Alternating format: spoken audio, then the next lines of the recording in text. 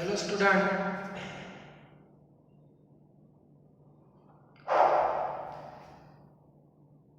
अब तो question number 11 हमने डिस्कस कर लिए हैं. Now see question number 12. In question number 12, the vapor pressure of benzene, toluene and xylene. तो यहाँ पे A, B और C तीन लिक्विड हैं. अब उसमें जो PA0 है, PB0 और PC not that is given. तो प्योर PP बेंजीन पहले है तो उसका आपको दिया है 75 टॉल. यूनिट सेम होने चाहिए. Okay, then 22 and 10. ठीक है, ऐसे तीन लिक्विड आपको दे दिए हैं. Which of the following is not possible value the Vp of an equimolar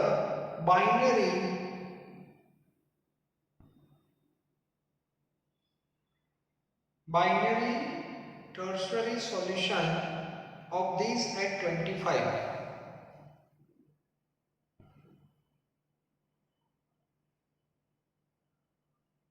Not possible. Okay, assume all form ideal solution with each other. अब इसमें हमारा जो कॉन्सेप्ट है वो क्लियर होना चाहिए. कॉन्सेप्ट क्या है वो मैंने आपको बता दिया है. अब आप पता चलेगा आपको. सबसे पहले हम वन बाय वन चेक करना पड़ेगा. वन बाय वन पहले बाइनरी सिस्टम में आगे बढ़ते हैं. Binary system means A and D का मिक्सचर सबसे पहले. ओके, आपने इन दोनों को कंबाइन किया तो इन दोनों का आप कंबाइन करोगे तो आपको क्या मिलेगा? पीटी. तो पीटी का जो आंसर है मैंने हिंट बताई थी आपको. पीटी का जो आंसर है वो पीए नॉट और पीबी नॉट के बीच में आना चाहिए. ओके, तो चेक करते हैं. पहले फॉर्मूला लिखते हैं फिर से एक बार. PA not X A plus PB not X B. PA not है 75. अब एक्स से क्या लोगे? इक्विमोलर ऐसा लिखा है और दोनों के मोल सेम लेने हैं तो ये 1/2 हो जाएगा. और A 22 है और ये भी आपका हो जाएगा 1/2. सो 75/2. 75/2 कितना आएगा? That is 37.5 plus 11. तो ये जो आपका आंसर है वो 48.5 आ रहा है. 48.5. अब ऑप्शन में 48.5 है, चेक करो. ऑप्शन में 48.5 फ्रैक्शन में दिया है. फर्स्ट ऑप्शन आप देखो शायद हो जाएगा. 48 2 96 प्लस 1 यस डिवाइड बाय 2. सो 48.5. तो ऑप्शन ए जो आपका है दैट इज 48.5. तो ऑप्शन ए जो है वो पॉसिबल है. ओके, नॉट पॉसिबल पूछा है ना इसमें. ओके, सेकंड कॉम्बिनेशन चेक करते हैं हम बी एंड सी का. बी एंड सी का पीटी. बी एंड सी का पीटी चेक करते हैं. चलो, तो बी एंड सी का जो पीटी है वो इन दोनों के बीच में ही आएगा. सॉरी, इन दोनों के बीच में पीबी नॉट 22 1/2 प्लस 10. ये तो सेम ही रहेंगे 1/2. तो ये हो गया आपका 11 और ये हो गया 5 एंड दैट इज 16. तो 16 जो है वो भी यहाँ पे दिया है. 16 भी दिया है. ओके, तो वो भी पॉसिबल है. बाद में ए एंड सी चेक करते हैं. चलो, ए एंड सी. ए भी हम चेक कर लेते हैं. तो PT is equal to PA not 75 1/2 plus 10 1/2 that is 37.5 plus 5 that is 42.5. 42.5. तो 42.5 आंसर कहीं पे दिखाई दे रहा है आपको? 42.5. बाद में मतलब चेक कर लेते हैं. बी ए सी और डी वन. अब भी चेक कर लेते हैं. ए बी सी तीनों साथ में है. ये भी चेक तो करना पड़ेगा ना. ए बी सी तीनों साथ में है. अब तीनों साथ में है तो पीटी क्या आएगा? चलो, पी ए नॉट 75 एक्स से 1/3. हाँ, then 22 वो भी 1 by 3 and 10 that is also 1 by 3. तो 75 by 3 कितना आएगा? 75 डिवाइड बाई 3 25, सॉरी 25 होगा, 22 by 3 कैंसिल की जब हैबिट हो जाती है ना तो इशू आ जाता है 1.33 सॉरी 7.33 और ये हो जाएगा आपका 3.33, ठीक है। ओके अब क्या करेंगे, ऐड कर दो तो प्लस 7.33 प्लस 25 तो हमारा आंसर है 35.66। अब सारे ऑप्शन एक बार एक फ्रैक्शन में दिया है, उसमें ए और बी तो हमारे सेट हो गए थे। सी ऑप्शन जो है, सी ऑप्शन क्या था 35 इंटू 3, चेक कर लेते हैं, प्लस 2 डिवाइड बाई 3 35.66, तो वो भी एक पॉसिबिलिटी है टर्शरी में। और डी चेक कर लेते हैं, चलो डी जो है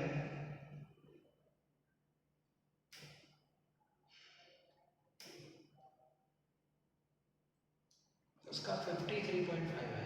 हाँ मतलब एक ऑप्शन आपको मिला, ए भी आपको मिला, एक ऑप्शन नहीं मिला। यस, कौन सा नहीं मिला? डी नहीं मिला, तो डी है वो आपका आंसर है, क्योंकि बाइनरी भी चेक करना है, टर्शरी ए भी मिला, ए भी मिला, ए भी मिला, एक ऑप्शन नहीं मिला आपको 42.5 वो नहीं आया। ओके, तो वो आपका आंसर आएगा, तो वो क्लियर होना चाहिए। क्वेश्चन टिपिकल है थोड़ा, लेकिन समझना तो पड़ेगा। क्या क्वेश्चन है? चलो मतलब 1 by 1 आपको पैर लेनी है, और पीटी का जो आंसर है ऑप्शन में आना चाहिए कहीं पे, बस कौन सा पॉसिबल नहीं वो चेक करना है बस। और जब आप ए और बी का कॉम्बिन लेते हो तो आपका ये आंसर है तो सबको बताया इन दोनों के बीच में आएगा, इन दोनों के बीच में, वो तो फैक्ट है। ओके, वैसे कोई इशू नहीं है। थोड़ा नया क्वेश्चन है 20।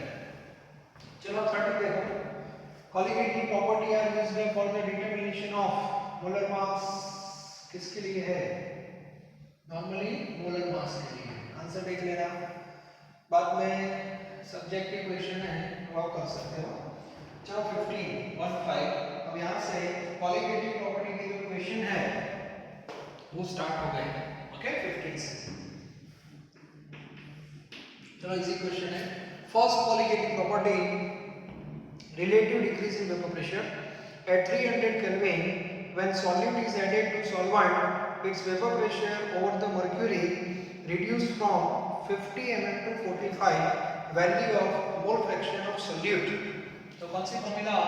P1 naught minus P1 upon P1 naught is equal to x2। तो P1 naught कितना था?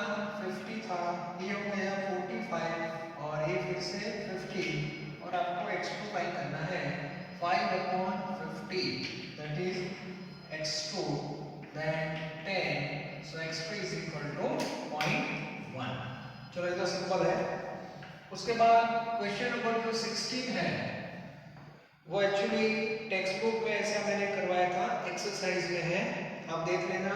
Solution containing 30 gram of non-volatile solute in exactly 90 gram of water has a Vp 21.8। बाद में उसमें 80 ग्राम वाटर डालना है, तो रिजल्टेंट Vp आपका 22.15 हो जाएगा। और कैलकुलेट द मोलर मास। तो ऐसे दो इक्वेशन आपको बनाने पड़ेंगे, लेकिन मैंने आपको एक हिंट दी थी सॉल्यूशन सिंपलीफाई कैसे करना है, तो ये थोड़ा याद रख लेना। x2 के बाद मैंने दिखाया था आपको n2 upon n1 plus n2, n2 means w2 m2 upon w1 m1 plus w2 m2। फिर इसको सॉल्व करना हमें टफ हो जाता है, तो हमने उसका इनवर्स ले लिया था। तो p1 नॉट ऊपर ले लो, p1 नॉट माइनस p1, तो पूरी फॉर्मूला जो थी जैसे मैंने आपको बताई थी, और नीचे हो जाएगा w2 by m2, और लास्ट में मैंने फॉर्मूला को इस फॉर्म में लिख दिया था p1 not minus p1 sorry p1 not upon P1 not minus P1, okay. और इसको हमने डिवाइड कर दिया था इससे, उल्टा तो कर दिया ना, हाँ, इसको डिवाइड कर दिया था, तो ये तो सेम हो गया था, मतलब 1 प्लस के फॉर्म में लिखा है, 1 प्लस W1 अपॉन M1 और यहाँ पे W2 M2, ए फॉर्म में हमें करना है बस। तो इससे आपका सिंप्लीफिकेशन थोड़ा इजी हो जाएगा, ओके। तो ए फॉर्मूला आपको दो बार यूज करनी है, केस 1 और केस 2 में, और बाद में रेशियो लेके आप सॉल्व कर देना। एक क्वेश्चन एक्सरसाइज में है, मुझे एग्जैक्ट नंबर अभी पता नहीं है, फिर भी आप सॉल्व कर सकते हो, ओके। एक्सरसाइज का ही है, इसमें मोलर मास में फाइंड करना है एक्सरसाइज में, और प्योर सॉल्वेंट का वीपी भी फाइंड करना है, ओके। तो ये क्वेश्चन आप खुद सॉल्व कर सकते हो। चलो इसके बाद एक क्वेश्चन है आइसोटोनिक, यस आइसोटोनिक। ये फॉर्मूला अभी मैं रहने देता हूँ, डाउट्स को मैं आप यूज कर सकते हो डायरेक्ट एमसीक्यू लेवल पे। चलो क्वेश्चन नंबर 17 में आप देखो, क्वेश्चन नंबर 17 जो है उसमें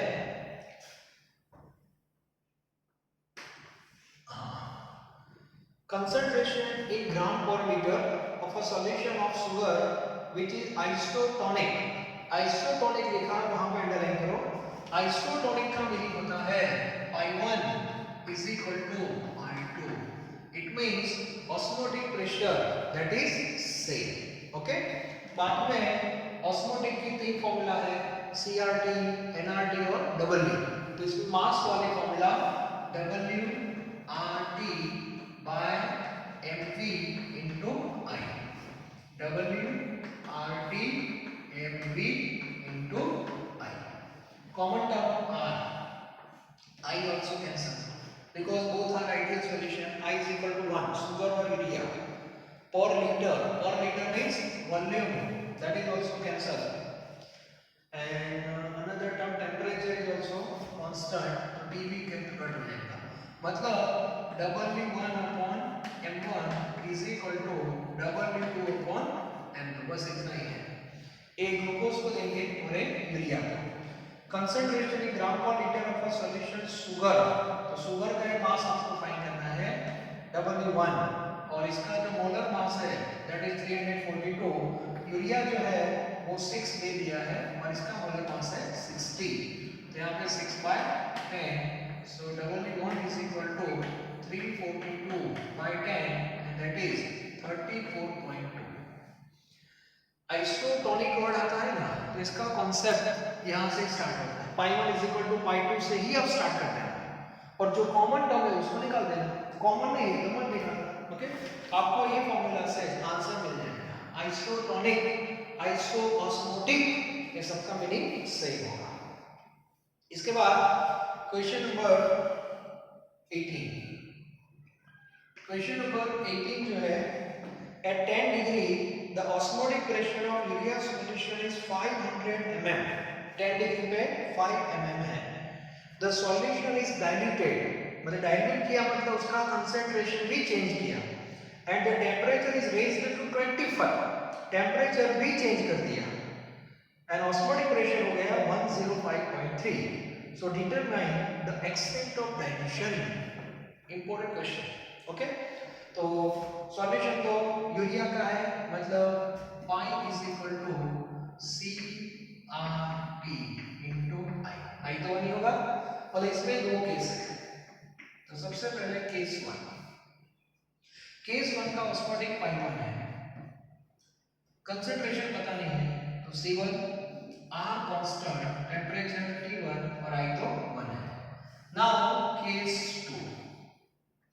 केस 2 जो है उसका osmotic pi2, concentration C2, R और टेम्परेचर T2, इन दोनों का रेशियो लेते हैं, ओके, और रेशियो से R कट हो जाएगा। आपको pi1 pi2 पता है, C1 T1 T2 पता है, तो C1 और C2 के बीच का रिलेशन मिलेगा और वहां से डाइल्यूशन पता चल जाएगा कि कंसंट्रेशन बोलते हैं ना कि हाफ हुआ तो वॉल्यूम डबल, तो इस बेस पे इसको सॉल्व करना है। तो पाई 1 आपको दिया है, पाई 1 दैट इज पाई 1 है,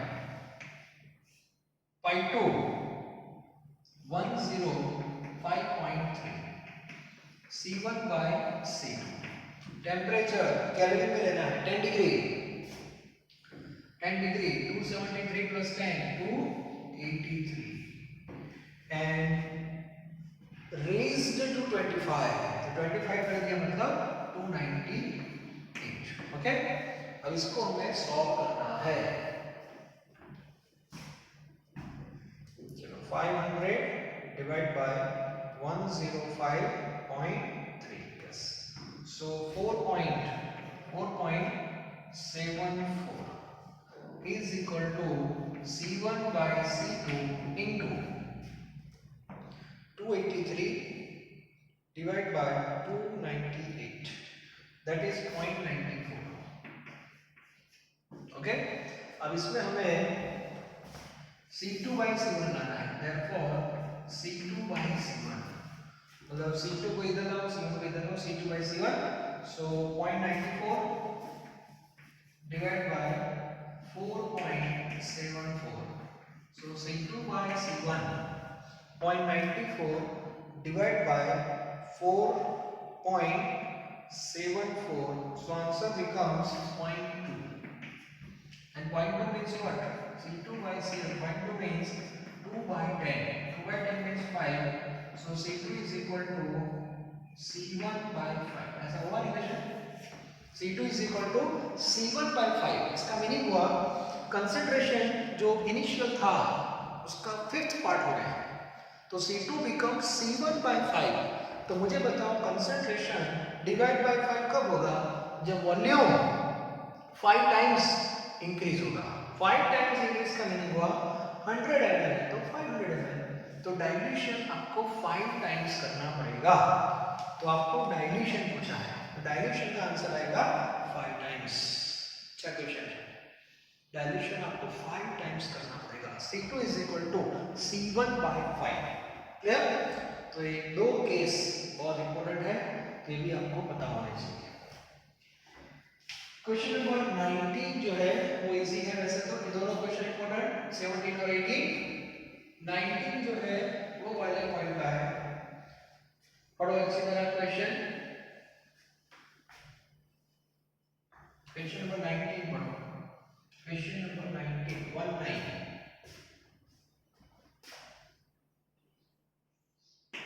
19 जो है, the rise in boiling point of a solution containing 1.8 gram of glucose in 100 gram of solvent is 0.1 molar elevation constant। Simple question है, delta TB is equal to KB into m into I।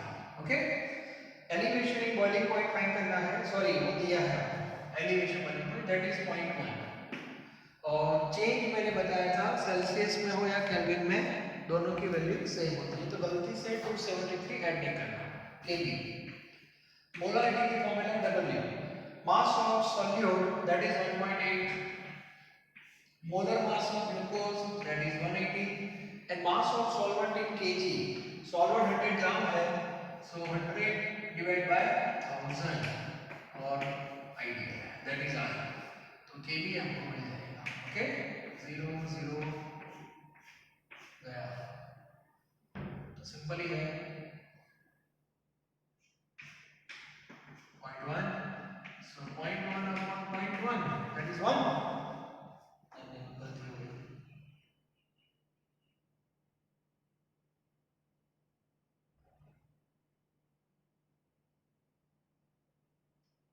Glucose कितना है? 1.8 है या 18 है?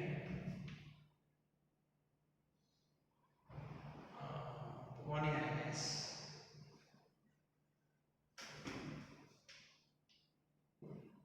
1.8 gram glucose 0.1 ही है, molar elevation constant that is 0.1। सही है, देख लेते हैं गलती हो गई है। 180 100,000 10103 18 कैंसिल 1/10, आंसर 1 ही आएगा, यस आंसर 1। ओके, सही है। ओके नेक्स्ट 15 में aqueous solution containing 288 gram of non-volatile compound having the stoichiometric composition, मतलब सॉलिड की फॉर्मूला नहीं दी है. 90 gram water boil 1 atmosphere, what is the molar formula? Okay क्या करोगे बताओ.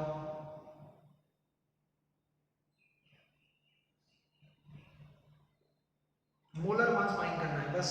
केवी दे दिया है और टीवी भी दे दिया है. टीवी तो टीवी नॉट वाटर का तो 100 होता है और सॉल्यूशन का दिया है ये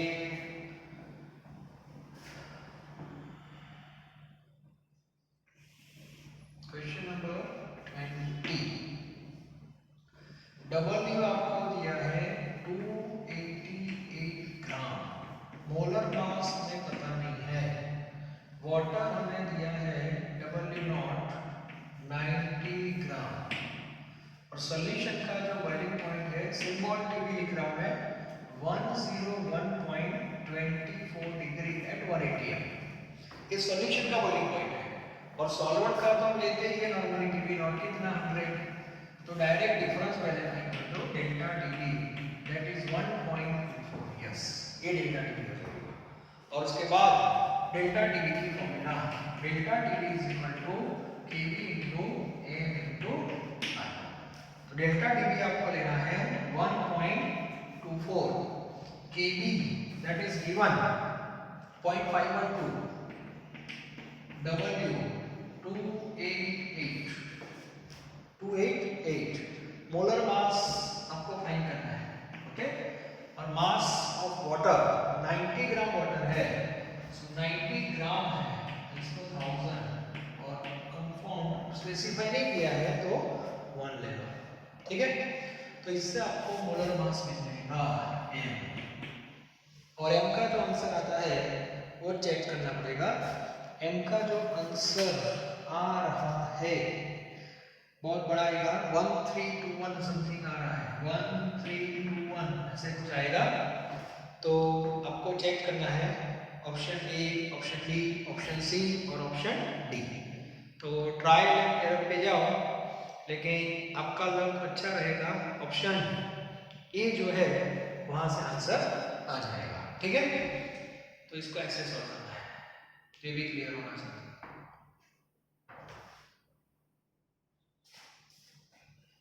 चलो उसके बाद question number 21. Question number 21.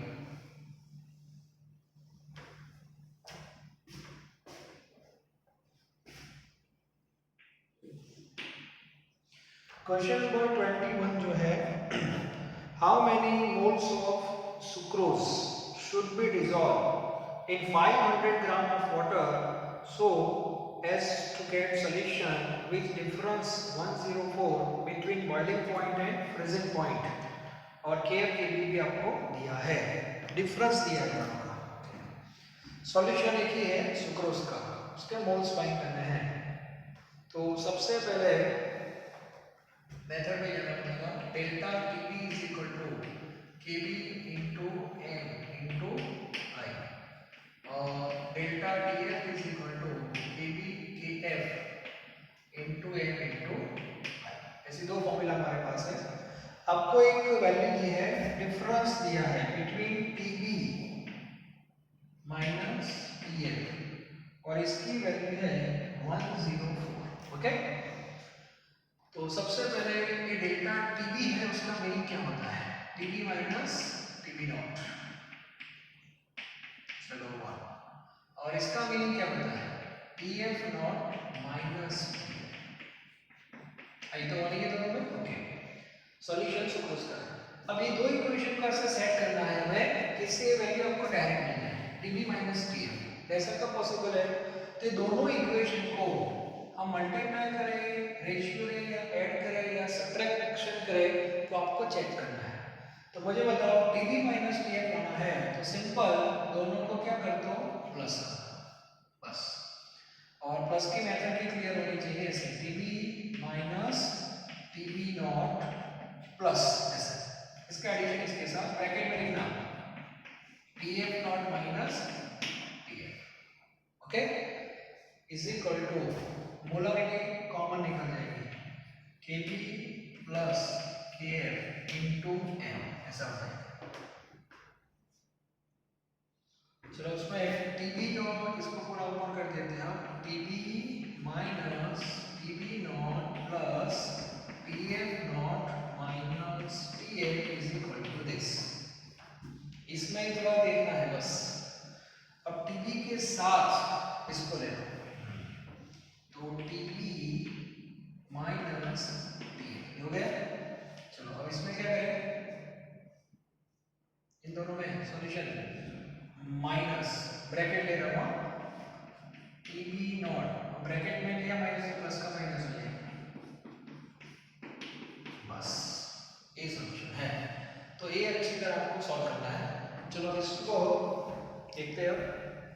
Tb minus Tf आपको पता है Tb minus Tf that is 104, therefore 104 minus, चलो इसमें बताओ Tb not boiling point of water 300 minus 0, 100 minus 0 ये तो 100 है माइनस 0।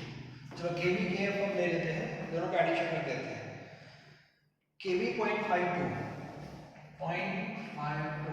प्लस 1.86 ओके, और इनटू क्या है मोलारिटी, तो इसकी फॉर्मूला W वो आपको फाइंड करना है।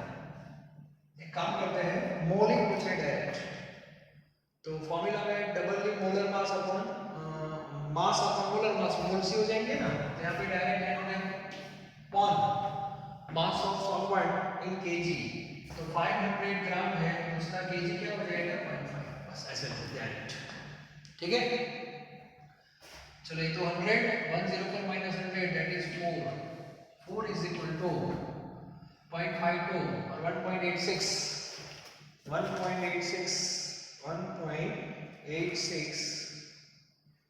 Plus 0.52 that is 2.38 okay, into n upon 0.5, तो n is equal to क्या होगा 4 into 0.5 upon 2.38, so n is equal to 4 into 0.5 divided by 2.38, answer 0.840 आ रहा है, 0.840 मोल्स, ये आपका आंसर आएगा। तो सबसे पहले क्वेश्चन देखो, दो फॉर्मूला लिख दी मैंने, हमें Tb माइनस Tf दिया था, ये वैल्यू हमारे पास है, तो ये दो फॉर्मूला को ऐसे सेट करो बस, इसमें Tb माइनस Tf है तो दोनों को ऐड कर दिया मैंने, कॉमन निकाल दिया। ओके, ए टर्म हमारे पास था, इसको माइनस कॉमन लेना है तो डिफरेंस आ जाएगा फिर से, तो 100 माइनस 0 हो जाएगा, और यहाँ पे मोल ही फाइंड करने डायरेक्ट, तो एक्चुअली मोलारिटी की फॉर्मूला नॉर्मली तो हम यूज करते हैं ना, लेकिन ये मोल ही आ गया डायरेक्ट, फर्स्ट फॉर्मूला डायरेक्ट हो गया, और डबल ही नॉट केजी में लेना है। क्वेश्चन अच्छा है, पता होना चाहिए। ओके, तो ऐसे हम सॉल्व कर सकते हैं। नाउ नेक्स्ट क्वेश्चन जो है दैट इज 21 था, ये इंटरेस्टिंग है, लिख देना एक बार। ओके 21, इसके बाद 22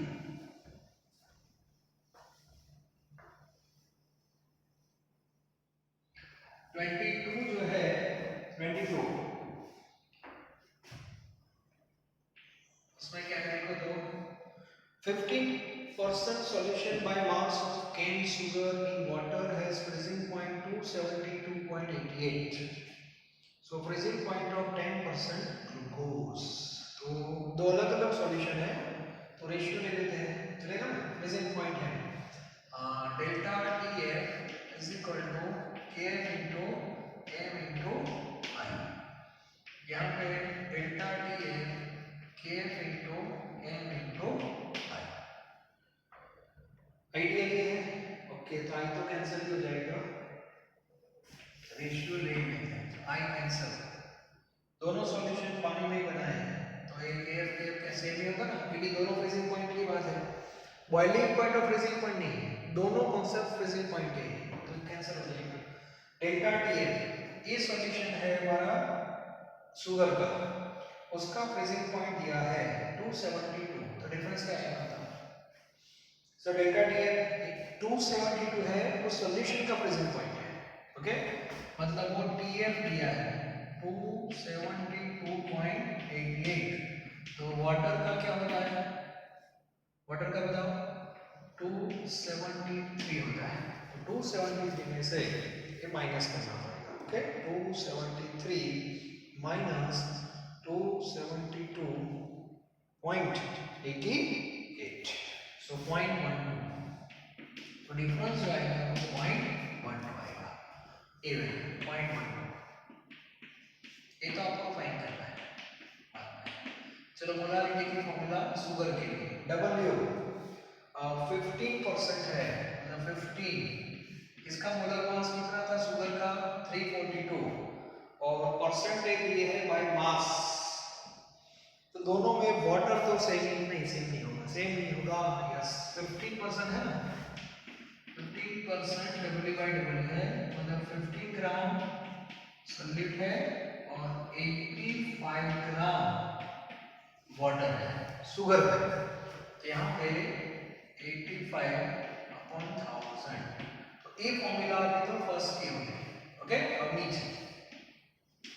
नीचे मुझे बताओ मोलारिटी 10% है, मतलब 10 ग्राम वहाँ पे ग्लूकोज होगा, ग्लूकोज का 180 हो जाएगा और उसमें वाटर 90 हो जाएंगे, तो 90 यहाँ लिखना पड़ेगा और 1000 नीचे आ जाएगा, क्लियर। अब इसको सॉल्व करना है, तो डेल्टा टीएफ कितना आएगा, डेल्टा टीएफ को सामने ले जाओ, 0.1234285 into 10 upon 15 into 180 into 90 क्या करना है, तो ये आपका डेल्टा टीएफ आएगा। चलो 0.12 into 342 into 85 into 10, clear, divide by 15, जिन में डेटा थोड़ा इजी आएगी, टेंशन मत लेना, इसको भी हम सॉल्व कर सकते हैं लेकिन हमारे पास अभी टाइम नहीं है। 0.14, तो अभी मेरा आंसर आ रहा है 0.14 केल्विन, डेल्टा टीएफ का है, और हमें फाइंड करना है टी, डेल्टा टीएफ है ना, ये जो मिला था उसका था शुगर का था, अब इसमें फॉर्मूला लिखेंगे हम, delta TF is equal to TF minus TF, ये वैल्यू आपकी आई 0.14, ये वैल्यू है आपकी 273 माइनस टीएफ, तो 273 में से 0.14 माइनस कर, ओके, तो आपका जो आंसर है 272 मेरा आंसर यहाँ पे आ रहा है 85 समथिंग आ रहा है, 272.64 भी है और 69 भी है, ठीक है, नजदीक में हम चेक कर लेंगे, जो भी आ रहा है वो 0.14 लेंगे तो रहेगा 0.86, नजदीक में रहेगा थोड़ा, 69 वाला आंसर नजदीक में रहेगा, 69 वाला वो चेक कर लेना, ठीक है, okay.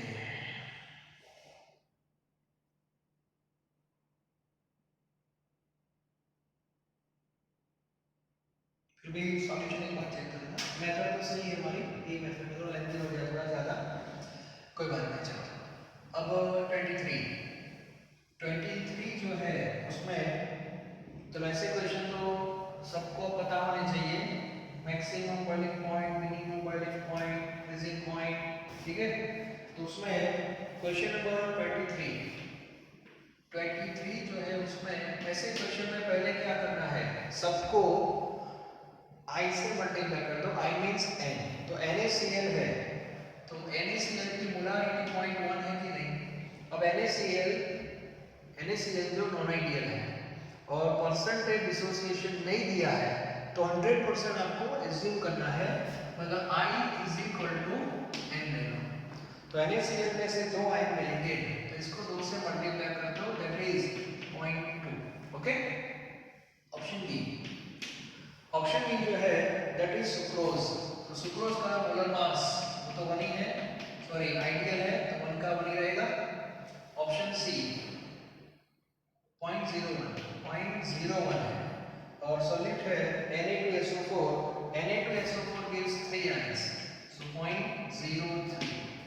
and option D 0.01 NaCl, that is 4, it means 0.02. Okay, अब इसमें कंसंट्रेशन हाई और लो दोनों क्लियर होने चाहिए. हाई कंसंट्रेशन आपका कौन सा रहेगा, ये हाई है, और लो कौन सा रहेगा 0.02. अब हमारा जो क्वेश्चन है वो हाईएस्ट फ्रीजिंग पॉइंट है. हाईएस्ट फ्रीजिंग पॉइंट का मीनिंग क्या होगा, हाईएस्ट फ्रीजिंग पॉइंट मतलब फ्रीजिंग पॉइंट कम डिक्रीज का होगा, तो जिसका कंसंट्रेशन लो होगा. तो लो कंसंट्रेशन वाला ऑप्शन हमारा है. इसका फ्रीजिंग पॉइंट हाईएस्ट, इसका फ्रीजिंग पॉइंट लोएस्ट. तो कंसंट्रेशन जितना ज्यादा उतना फ्रीजिंग पॉइंट नीचे जाएगा. एक क्लियर होना चाहिए. हाई कंसंट्रेशन की दो प्रॉपर्टी मैक्सिमम बताई थी मैंने और दो मिनिमम बताई थी. इसकी दो मैक्सिमम दो मिनिमम. तो ऐसे क्वेश्चन जो है उसमें गलती नहीं होनी चाहिए. ओके, और एक लास्ट क्वेश्चन मेरे पास है वो भी हम डिस्कस कर ही लेते हैं. डिसोसिएशन वाला एक भी नहीं आया अभी, 25 नंबर वाला उसको ले लेते. सॉरी मतलब 24 तक हो. Hg2Cl2, वैसा सॉलिड आपने देखा Hg2Cl2 लिखा है, Hg2Cl2. अब उसका आयोनाइजेशन कैसे होता है तो मैं आपको बता दूं. इसका आयोनाइजेशन होता है Hg2 लिखना होता है. ओके, और यहाँ पे ये तो फिर से 2Cl-, तो नेगेटिव चार्ज तो -2 हो गए, तो पॉजिटिव चार्ज यहाँ पे +2 ऐसा होता है. मतलब ये पूरा एक ही आयन है और ये दो है, तो टोटल आपका जो n है वो 3 होगा. एक क्लियर होना चाहिए. स्टूडेंट गलती क्या करते हैं इसमें, ऐसे लिख देते हैं Hg2Cl2 को ऐसे लिख देते हैं. तो इससे प्रॉब्लम क्या होगी बताओ, n4 हो जाएंगे, लेकिन एक्चुअली n3 है. Okay, mercury. चलो इसमें 80% आयोनाइजेशन है, मतलब अल्फा जो दिया है 80% means 0.8. So alpha is equal to I-1 upon n-1. So 0.8 is equal to I-1 upon 3-1. therefore 0.8 is equal to I-1 by 2. okay, so I-1 is equal to 1.6, therefore I is equal to 2.6. 2.6 आपका answer आएगा. तो clear होना चाहिए. तो ये आपका question number 24 है. और 25 जो है 25 वो होमवर्क में. ओके, 25 जो है वो मैं आपको होमवर्क में दे रहा हूँ, ट्राई करना. उसमें दिमाग लगाना है थोड़ा. चलो बता ही दे रहा हूँ 25 वाला. 25 जो है उसमें स्टूडेंट गलती कर देते हैं कभी कभी. ये गुजकेट के एग्जाम में एक बार आ चुका है 25 वाला. डिफरेंट फॉर्मेट में होता है. जैसे 1 मोलर NaCl है, B 1 मोलर NaCl है, C 1 मोलर H2SO4 है, और D 1 मोलर H2SO4 है. ओके, तो सबसे पहले इसको 2 से मल्टीप्लाई कर दो, इसको भी 2 से मल्टीप्लाई कर दो, इसको 3 से कर दो और इसको भी 3 से कर दो. ओके, तो ये आपका हो जाएगा 2 मोलर, ये हो जाएगा आपका 2 मोलर, ये हो जाएगा आपका 3 मोलर और ये हो जाएगा आपका 3 मोलर. ऐसे तो ऐसे कंसंट्रेशन आपका चेंज हो जाएगा. अब क्वेश्चन इस फॉर्मेट में आता है किसका बॉइलिंग पॉइंट हाई है किसका लो है. अब इसमें प्रॉब्लम क्या होगा, ये दोनों में है और इन दोनों में डिफरेंट प्रॉब्लम आती है. तो याद रखना according to definition molarity greater than molarity, एक कॉन्सेप्ट याद रखना बस, अकॉर्डिंग टू डेफिनेशन. और कैपिटल एम है तो स्मॉल एम से बड़ा ही होगा। तो मेरा पॉइंट है बॉइलिंग पॉइंट किसका हाई होगा, तो ये दो तो गए। बॉइलिंग पॉइंट हाई किसका होगा, जिसका कंसंट्रेशन ज्यादा होगा। आप बोलोगे तो दोनों का सेम आ गया, लेकिन इन दोनों में भी ज्यादा कंसंट्रेशन पॉलराइड है, तो इसमें आंसर ए आएगा। ओके, लो बॉइलिंग पॉइंट किसका होगा, तो लो बॉइलिंग पॉइंट में दोनों के बीच में कंपटीशन होगी, तो इसमें लो बॉइलिंग पॉइंट में ये रहेगा, ट्रूबल रहेगा।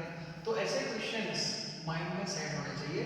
तो मैंने आपको हिंट दे दी है, तो क्वेश्चन 25 आपको सॉल्व करना है।